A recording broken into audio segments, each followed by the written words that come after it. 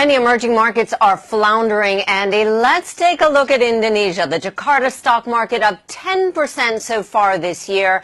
Analysts and investors pretty excited about the upcoming election. There's a new guy on the block. People think it's going to herald a big change. His name is Joko Widodo, better known as Jokowi. Is it really going to change things, though?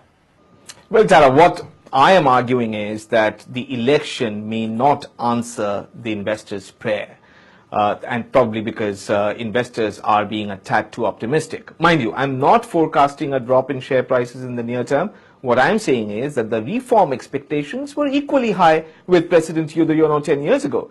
But those reforms never really materialized. Now, Indonesia, we must accept, is a messy parliamentary democracy. Now, to pin hopes on one man, even if he's the president, can lead to eventual disappointment, however well-meaning Jokowi might be. Now, what will be important, therefore, is just what kind of control on parliament his party, Jokowi's party, PDIP, will have. Now, that we will come to know next month.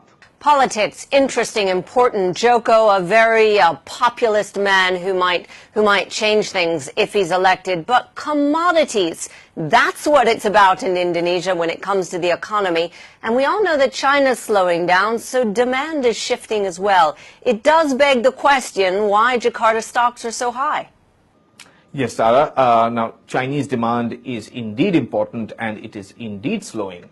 Chinese demand for commodities, that is. And Indonesia, which is a major exporter of minerals, of palm oil, and coal and other commodities, now it can't really rely on domestic consumption, which has supported more than 40% of GDP growth in recent years, because you simply can't do that for any length of time without investments, and India is a good case study because India tried to do just that and then it floundered.